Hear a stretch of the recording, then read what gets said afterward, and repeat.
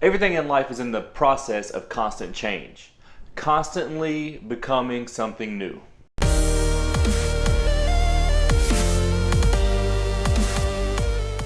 Hey guys, welcome to another episode of Killing It with Kris Davis. Thank you so much for watching. Do me a favor, go ahead and hit that like and subscribe button. Let's jump right in. Today I'm going to be talking about how things are always in the process of constant change, always becoming something new. As I get older, I'm constantly amazed about how things change. 2020, am I right? Most of the time, these transformations are subtle and happen without a lot of input on my part. And even though I am, for the most part, happy with my life and circumstances, I realize that within a month or a year, my reality can do a complete 180. 2020, am I right? Maybe for the worse, but hopefully for the better. So many of us fight against change because we are creatures of habit. We get upset or annoyed or pissed if things don't go along the plans of how we want it in our imagined back in the good old days. But think about it. When the hell were the good old days? When black people had to suffer under Jim Crow? When you could be paralyzed from polio? Or when we had to suffer under some other crazy or awful injustice of back in the good old days? Often it's our fear of the future that robs us from having a better future. Often I've heard that the world is full of infinite possibilities.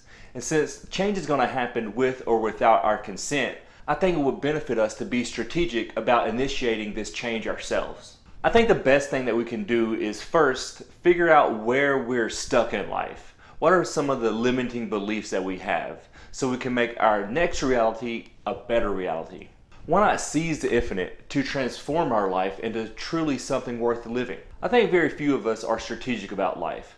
I think a lot of us are very reactionary, just kind of going along to get along, going with the flow. Now don't get me wrong, I think there are certain circumstances where it's okay to go with the flow. No need to get worked up over every little thing. But when it comes to how our life is taking shape, we just cannot afford to just go with the flow. We cannot afford to not be in control of how our life is taking shape. So taking the time to pinpoint certain limiting beliefs gives you the power to change those limiting beliefs. Are you afraid of what success actually will look like? Are you afraid of people who don't look like you? Are you afraid of when people do not act the way you think they should act? These are all damaging limiting beliefs that do not serve to make you happy. Since the first step is admitting you have a problem, make the next step doing something about it. Now my next point is going to sound odd since we've been stuck in the house for months on end. But even now we should emphasize making a priority to get quality downtime. Don't get so stuck in making everybody else happy, making sure the kids are fed or doing their schoolwork, making sure your spouse has everything they need, making sure the house is kept up, that you kind of miss out on what makes life worth living in the first place. Being strategic about getting quality downtime is one of the great things that make life worth living.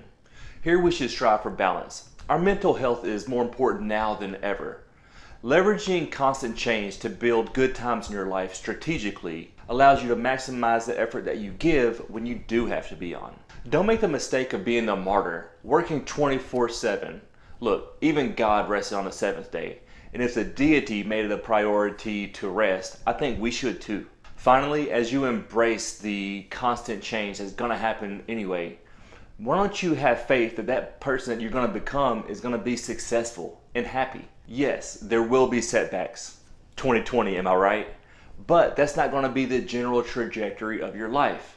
As we begin to engineer our futures into something that we can be proud of, a sense of fulfillment will begin to permeate our lives. Grab a hold of that and hold on to it, because that's what makes life actually worth living.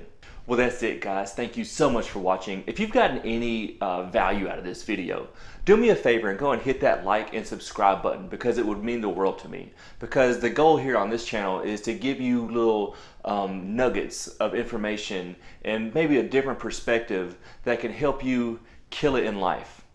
Well, that's it. Like I said, guys, thank you so much for watching. And as always, let's go kill it.